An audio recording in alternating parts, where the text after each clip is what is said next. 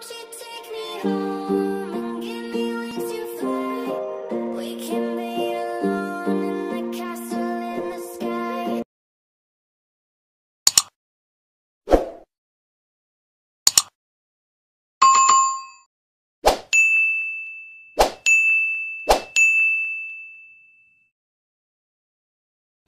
अस्सलाम वालेकुम बच्चों, आज जो मैं आपको कहानी सुनाऊंगी वो है एक बुढ़िया और शैतान की कहानी।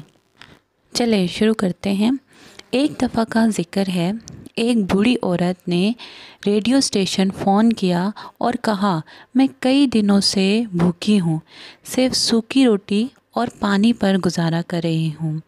अगर अल्लाह का कोई नेक बंदा सुन रहा तो इसे खाने के लिए कुछ दे। फिर क्या हुआ, आगे देखते हैं।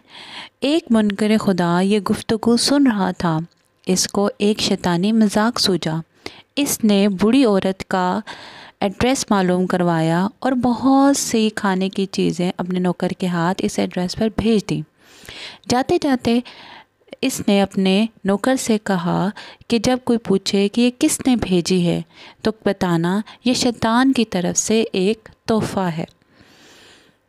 फिर बूढ़ी औरत जो इतने दिनों से भूखी थी, इतनी ज़्यादा खाने की चीज़ें देखकर बहुत खुश हुई और जल्दी से अपने घर के एक कोने में सब चीज़ें रखने लगी। ऐसे में नौकर ने कहा, आप ये नहीं मालूम करना चाहेंगी कि ये सब किसने भेजा है?